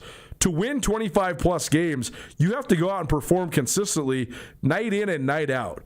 If you have an off night and you have a loss, if you got to 25 or 26 wins like Montana State's women or Ball State's women, if you did have an off night, you bounce back in fine fashion.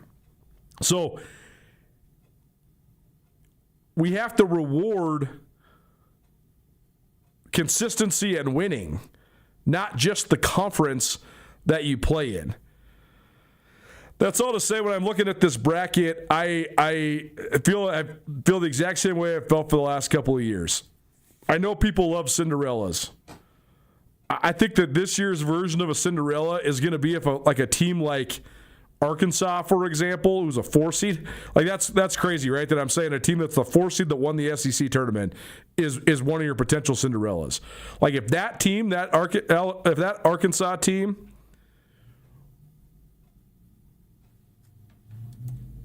beats a 1 seed, and by the way, they would be on Arizona's side, so like that would be your Cinderella, right? If Arkansas beats Arizona. But like, how is a team like Arkansas that has a basketball national championship, that's led by John Calipari, who's one of the greatest coaches in the history of the sport, that has one of the great players in America, and Darius Acuff Jr., like that's your version of a Cinderella? It's just different than it used to be. I know that there's going to be a ton of people that pick all sorts of crazy upsets, picking like Kennesaw State over Gonzaga, or, picking like an Akron over Texas Tech, or picking Troy over Nebraska or whatever. I just don't see it. And statistically and probability-wise, it'll probably happen. But is any of those double-digit seeds going to actually go on a run? I will not be shocked whatsoever if there is not a single double-digit seed in the Sweet 16. That will not shock me at all. Again, like the version of upset might be like St. John's, who's a 5 seed, beating Kansas, that's a 4 seed. And then St. John's goes and plays Duke in the Sweet 16. Like that might be the version of an upset, right? Or like a second-round game between Louisville and Michigan State. Michigan State's the 3, Louisville's the 6. I like Michigan State a lot, but like if Louisville beat Michigan State, okay, not that crazy. But like that would be what I think is your version of the upset. Like I don't see a High Point or a Hofstra or a McNeese State or an Akron, Wright State, like any of these 12, 13, 14 seeds. I just don't see them making runs in the tournament. And it's not even because those teams, like I just said, you have to reward consistency and winning. It's that now you have such powerful programs getting not just the 1, 2s, and 3 seeds. They're getting the 3, 4, 5, and 6 seeds and 7 seeds too. Like BYU's got the highest, I think the second highest payroll in all of college basketball for NIL. They got one of the premier players in the country. They're a 6 seed. Like that's who's getting the 6 seed now. 7 seeds this year include UCLA, perennial contender. Miami, who was in the Elite 8 a couple years ago. Kentucky, highest payroll in all of college basketball. They're a 7 seed. St. Mary's, there's your one that's like sort of an outlier. That's like an actual traditional 7 seed, a team from the West Coast Conference. It's a good team, right? I watched the Ivy League Championship game on Sunday. TJ Coffey was awesome. He went crazy. He had over 40 points. Penn wins in overtime. What's their reward? Illinois, one of the best defensive teams in the country. I just don't know how you operate because the big schools now, here's the thing. The thing I was wrong about is I was wrong when the NIL and all of the infiltration of money and all of the transferring and all that, I thought that was going to shrink the funnel. I thought that was going to make it so that like only Duke and Kentucky and Kansas and Michigan were going to be big-time contenders. Instead, it actually widened it because you can only take so many guys on a basketball team. It shrunk the funnel for everybody that isn't in the top 40. But everybody that's in the top 40 now, you can buy a roster that's good enough. So maybe that's where the intrigue lies, right?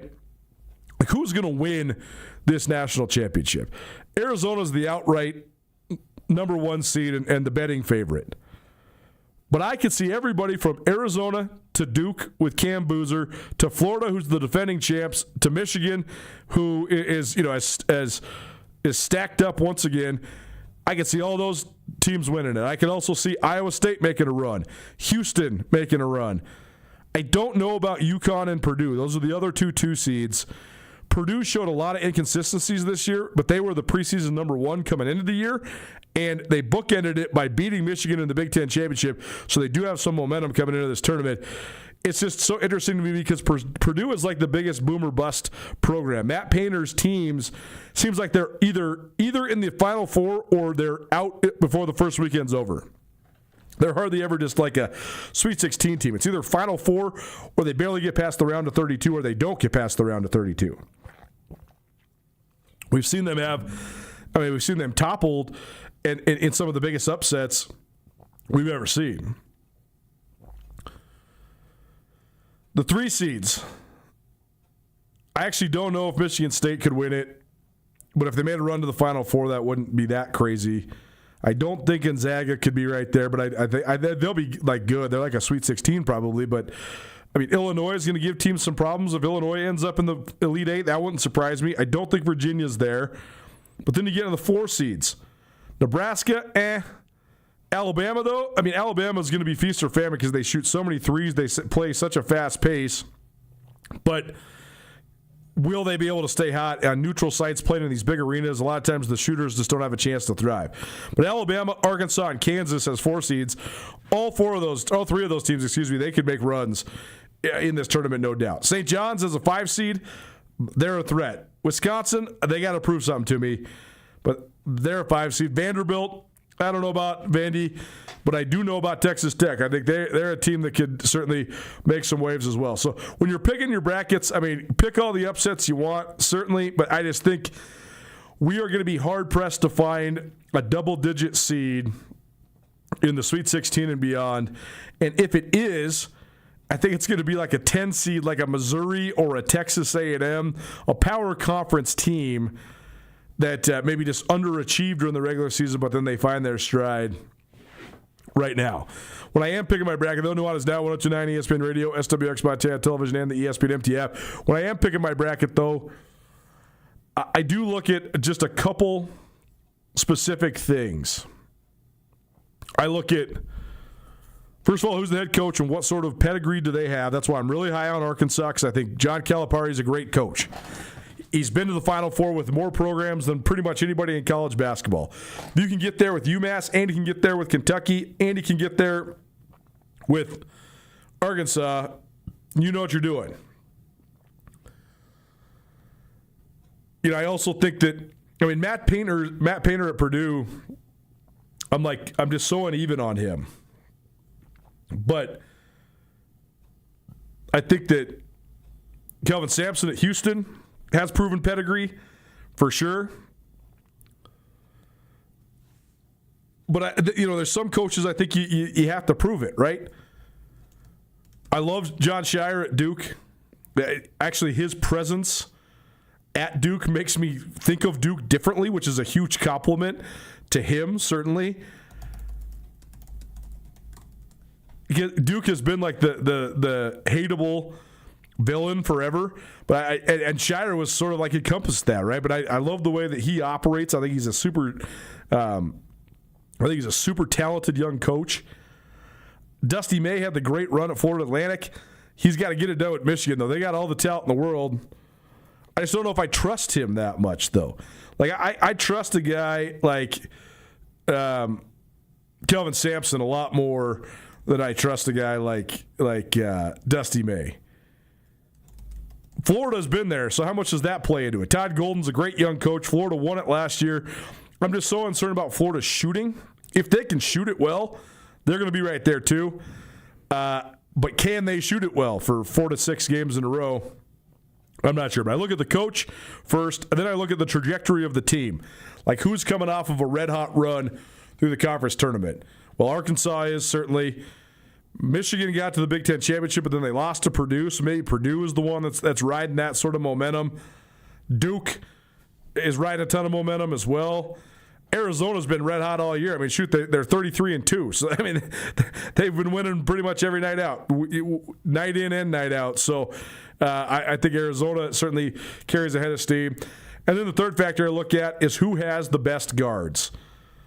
I just made a list off the top of my head of the guys that I think are going to be guys that you're going to really want to make sure you're locked in to watch.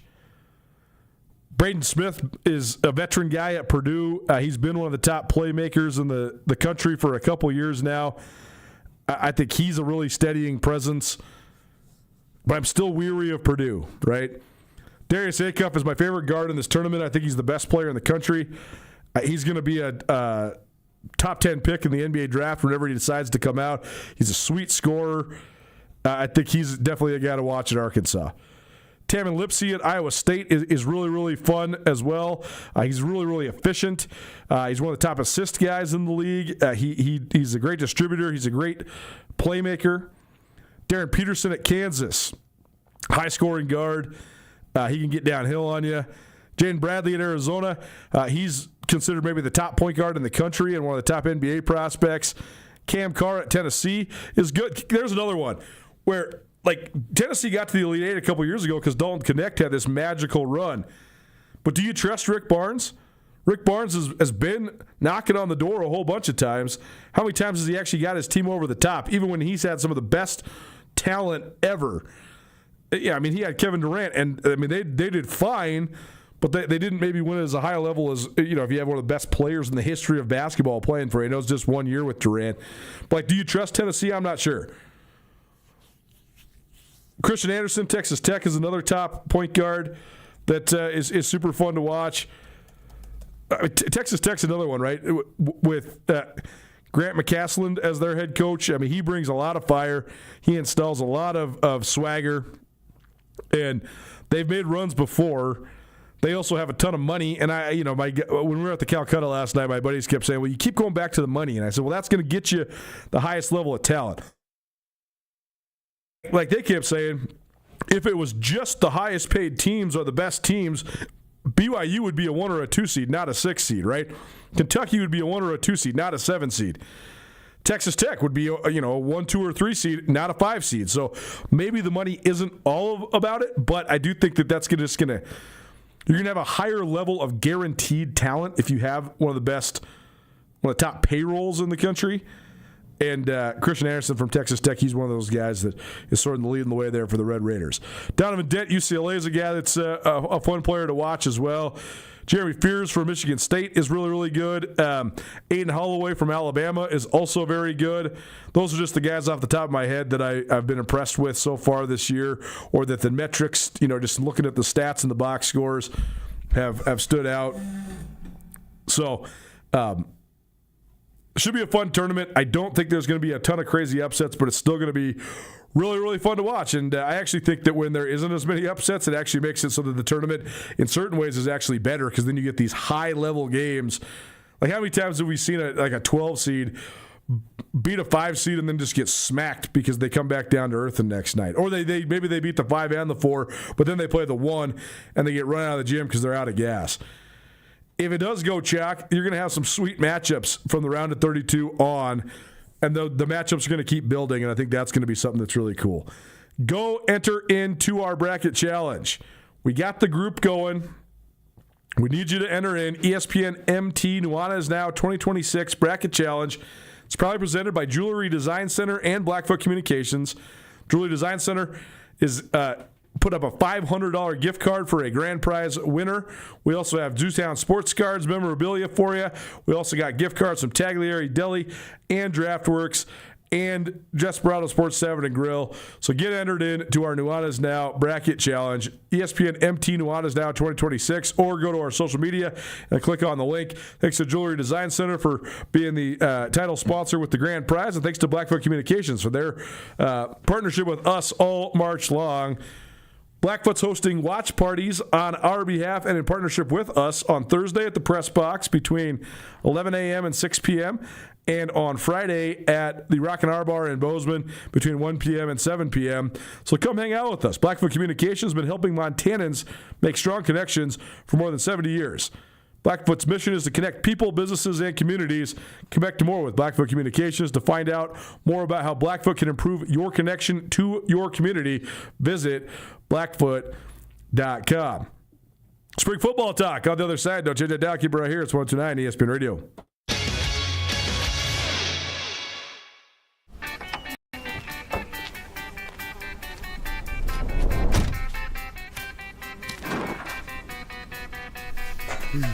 What do you expect me to say to her? She's getting married in 30 minutes. We're doing everything we can.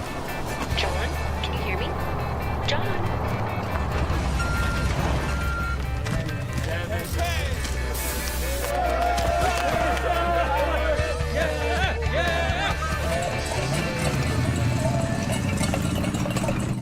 At Shields, we're anglers, endlessly seeking and refining techniques. We're hunters and storytellers, because we've been out there.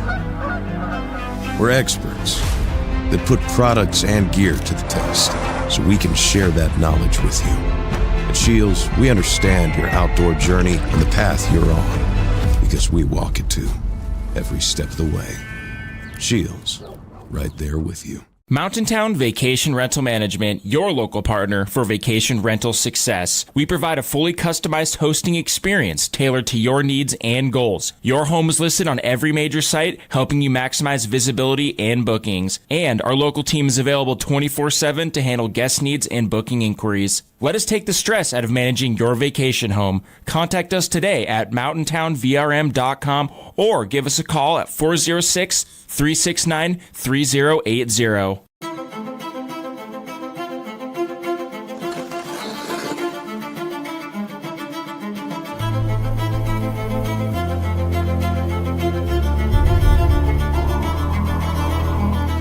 rare moments in life, they're not just few and far between. They're meant to be treasured.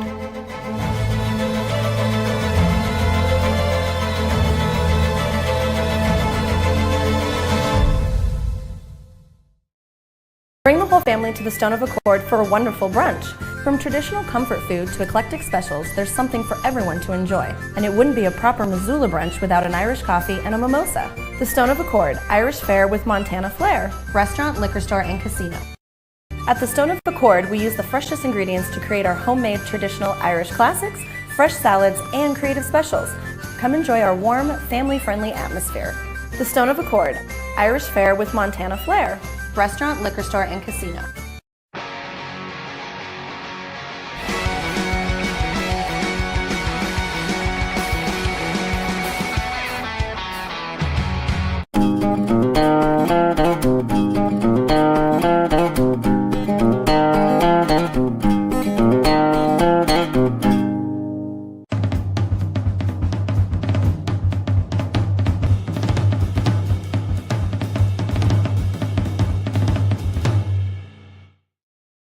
Missoula Sports Center. For the first time since 1986, the Sentinel Spartans are the state champions of Class AA boys basketball. Hello, I am Colter Nuanez. Behind the overtime heroics of senior star Lincoln Rogers, Spartans won 3 games in 3 days, including outlasting Billings West in overtime in the state championship game in the Magic City Saturday. Sentinel's 47-46 win came thanks in part to a step-back three-pointer from Rogers with 13 seconds left that gave the Spartans the 1-point advantage and etched the Sentinel Southpaw in Montana lore forever. Rogers finished with 25 points, 11 rebounds, and 8 blocks, and Sentinel ended the season with a 19-3 record that included its 4th state title in school history. Missoula schools fared well this weekend as Big Sky rallied to take 3rd place in girls and boys AA, each Eagles team defeating Hellgate for the trophies. Frenchtown's boys took home 3rd place in Class A, earning a trophy for the first time since 2006. In Class B, Missoula Loyola's girls rallied through the losers bracket after losing in overtime to Malta in the semis. The Breakers beat Florence for 3rd place. In Class AA girls, Bozeman Gallatin capped its undefeated title defense with a resounding 58-41 win over Billings West to finish 22-0 with a 2nd consecutive state title. In Class A, Billings Central's boys rolled Dillon to deny the Beavers a 3rd straight state title, and Havers girls put the clamps down on Billings Central to deny the Rams a 3rd straight state title. Tune in to Nuanez Now at 4 p.m. each weekday on 102.9 FM ESPN Radio. It's Nuanez Now on 102.9 ESPN Missoula. Watch the show statewide on SWX Montana Television.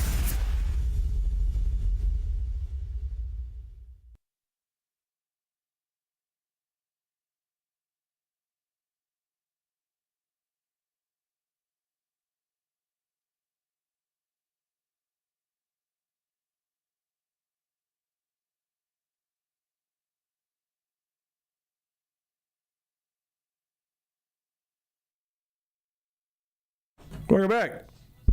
102.9 ESPN Radio. Nuanez Now coming to you through the Grizzly Disposal Studio. I'm Colter Nuanez. Appreciate you for hanging out. Get those brackets in. The group name, Nuanez Now. It's ESPN MT Nuanez Now 2026. Presented by the Jewelry Design Center. And you can find the link if you just like to click through on all our various social medias, and we'll keep reminding you, get them in before 10 a.m. on Thursday. And please come hang out with us down at the press box all day on Thursday as we watch all the games.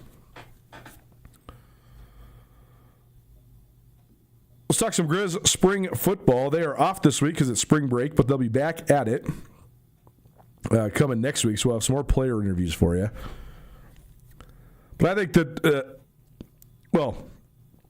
first of all, this is no revelation. And if you listen to this show often or you listen to my podcasts, you understand that I hammer this home all the time.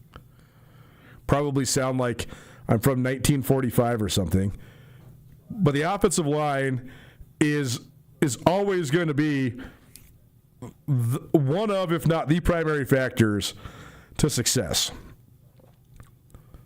If you think about the Grizz have not won a national championship. Now, this will be if they don't win this year, it'll be 25 years since the Grizz last won a national championship.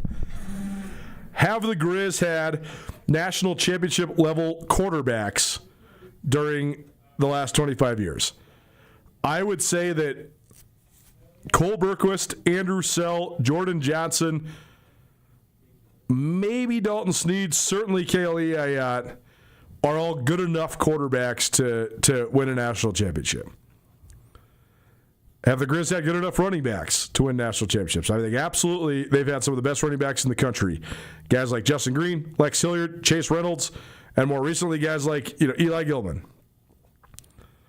Have the Grizz had national championship caliber receivers? No question. Mark Mariani, Samari Torre, Samuel Akem, on down the line, right? And Michael Wortham last year, Junior Bergen, Keelan White, they've had all sorts of guys that are top-notch level receivers.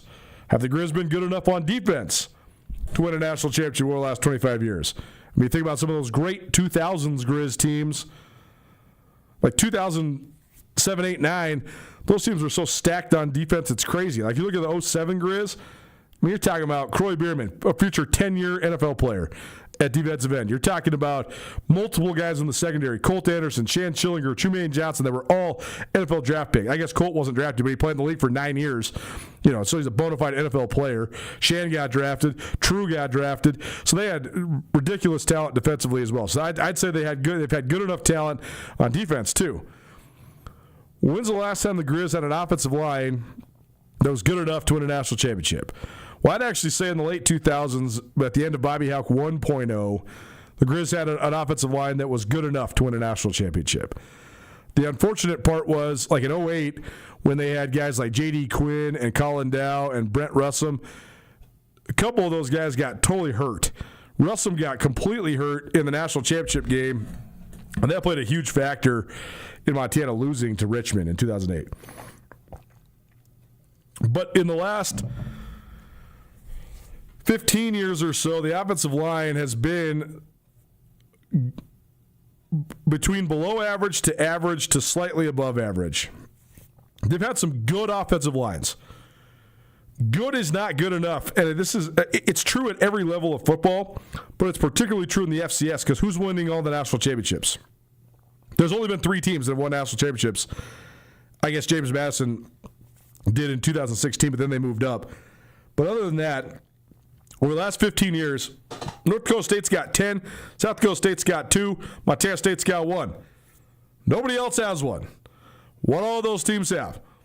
Among, if not the best offensive lines in the country. That's where the Grizz have to get back to. If you have Kale Ayat, and you have Eli Gilman, and you have a whole bunch of talented skill guys, and you have tight ends for days, like the defense is actually secondary for me, because I just think that the way that the Grizz are currently built, for them to get over the top, I think they need to have an offensive identity. And I think that actually is now a possibility. I think that was always going to be a struggle for Bobby Houck. I think he did a good job of leading into it last year. But I think when you have an offensive guy, Bobby Kennedy's an offensive guy. It's all he's ever coached is offense. He's only ever coached receivers and running backs in his 30-plus year college career. He's a quarterback himself in college back in his Northern Colorado days when they were D2 and he was playing for Joe Glenn. He's an offensive guy. They have their best players are offensive guys.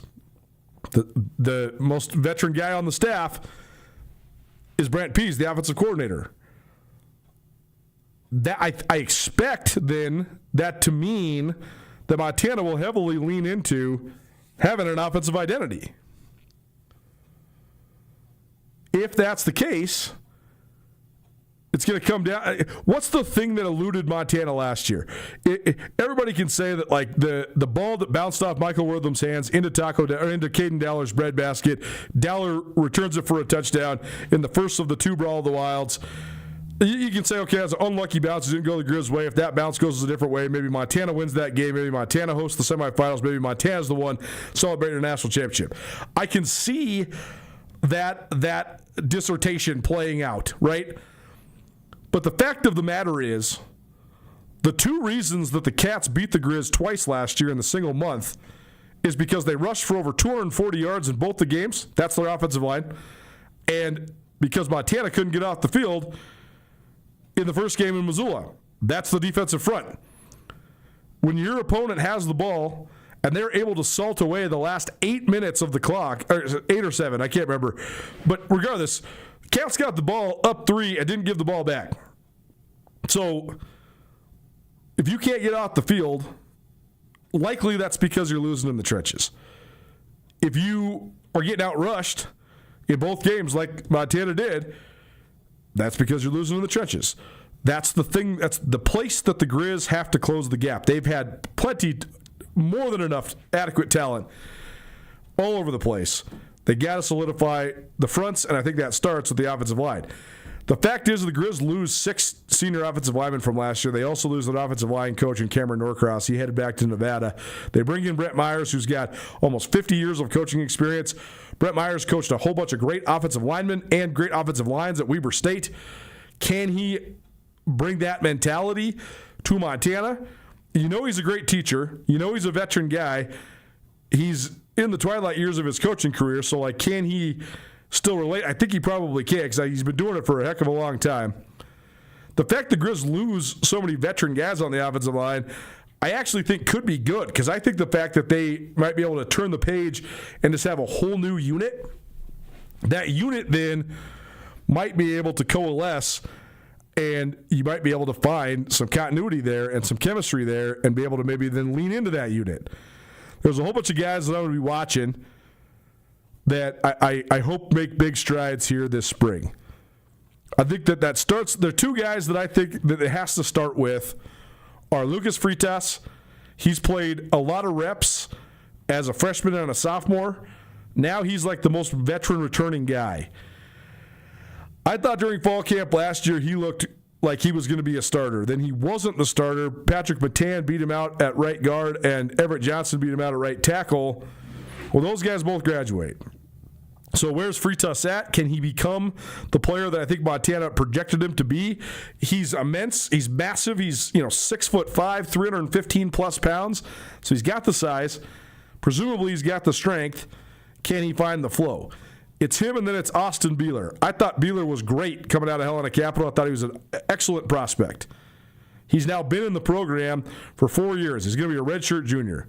He's a legacy guy. His mom is Greta Koss, who's one of the greatest Lady Grizz players of all time. His dad played for the Grizz as well. So he's got it in him, got it in his blood. It certainly is going to mean something to him. I tend to favor the method that a lot of schools employ, including North Dakota State, South Dakota State, and Montana State, where you have a guy like Beeler and you just throw him in there. When they have the adequate amount of weight and size, you say, all right, we're learning by throwing you in the deep end of the pool. It's just what the Cats did with Braden Zimmer last year. And Zimmer was swimming earlier. Let's say Zimmer was drowning, and then he was treading water, and then he was swimming, and then he was swimming laps, and all of a sudden he's one of the best offensive linemen in the country, all in the span of one redshirt freshman year. Freitas and Beeler both, they got to just get thrown in there. They got to just trial by fire, learn your way.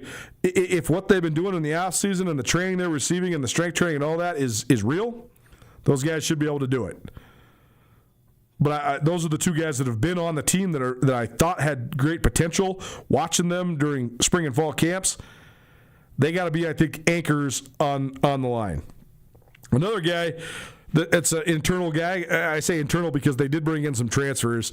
I think the fact that they brought in Jack D'Ambra from San Diego and Campbell Van Diver from South Carolina, I think those guys are almost certainly going to be in the mix to compete at least within the top 10, right? Like on one of the first 2 units, I don't think you bring in veteran transfer guys like that unless you think they're going to, at the very least, be a solid, backup, be on your top 8, be on your travel roster. So where do those guys fit in? But in terms of like the internal guys, the homegrown guys, Kaya Koa, Kanaka Ole. The dude is massive. He's 6'4", 335 pounds. That's at least what they list him at on the roster. I've seen some stuff that said maybe he was going to be playing on the inside and maybe even some center. If he plays center, he will be an enormous center for the Big Sky Conference. But how does he develop? How does he come along? He was a big-time recruit out of Hawaii. And there's a lot of guys that are in that mold, right? Beeler's in that mold. Matt Hilden is in that mode. Quinlan Hyatt is in that mode. All those guys were guys that the Grizz brought in as high school recruits and then wanted to just stash away and let them work in the weight room and get their bearings underneath them. So who emerges out of those guys? So I think Freitas and Beeler got to be the anchors. Kanaka Ole, can he be a breakout? Can he be a rising guy? Where do Deambra, the San Diego transfer, and Van Diver, the South Carolina transfer, fit in? Carter Bowen is a guy they brought in from junior college, the Grizz did. He's 6'7", 305, so he's got the frame. He had a terrible injury during fall camp last year. Not sure what happened to it, but he got knocked down. He missed the whole season, so it was a bad injury. So where is he at? Like, where's he at in his recovery? Where's he at in his confidence? Dylan Jemtgaard was the one guy who was a senior last year who got an extra year. He's a Cal transfer. Where does he fit in? That's a lot of names, though, right? Talk about 10 guys, when you include Hilden, when you include Hyatt, that should be in the mix. Who rises to the top? Who forms that first unit? We saw over the last couple years, Montana was pretty dead set on rotating offensive linemen. And I get why, and also I don't get why. I get why, because it gives more guys reps. It helps keep you fresher. I don't get why, because I think that having the offensive line, the best offensive lines, it's all for one and one for all. The unit is the position.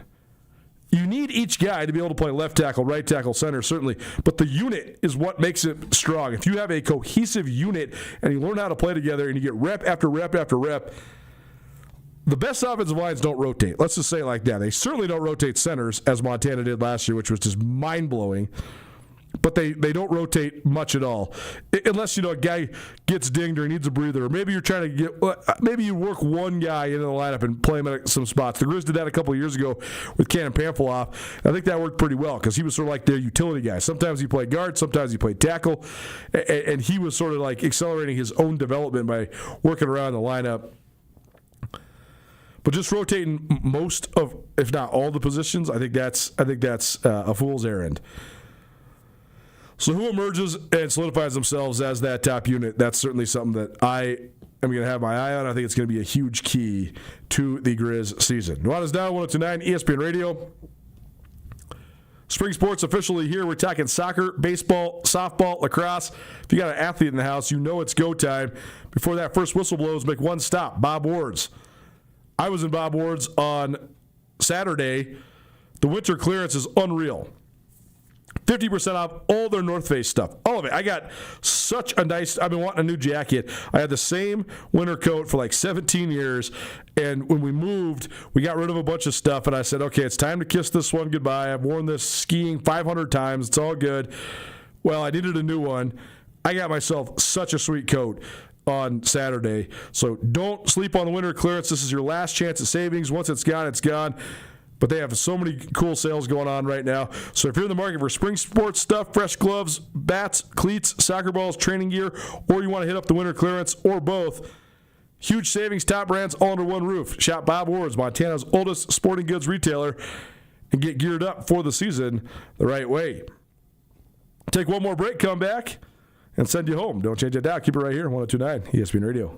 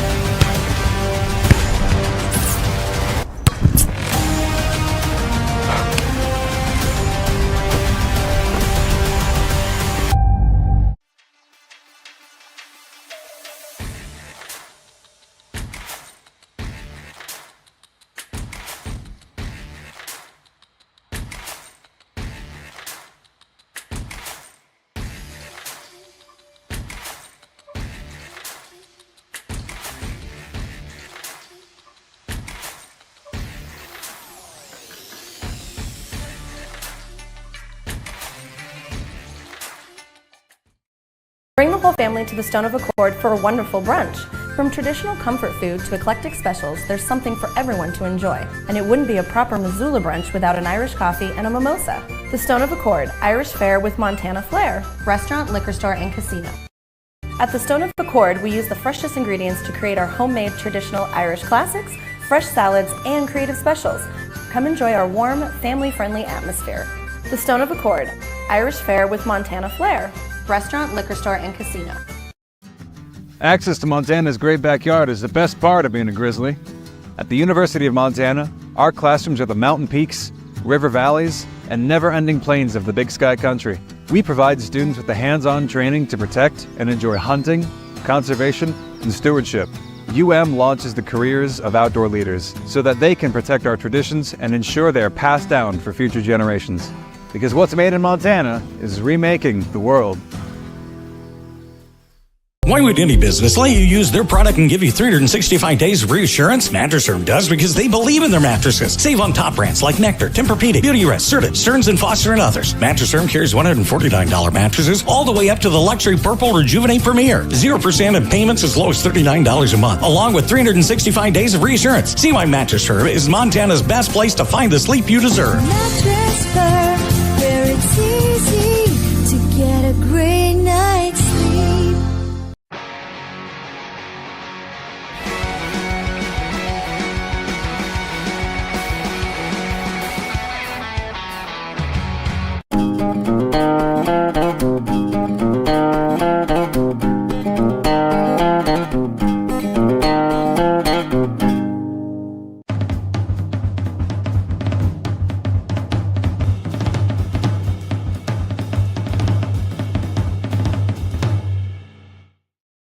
This is Nuanez Now on 102.9 ESPN Radio Missoula.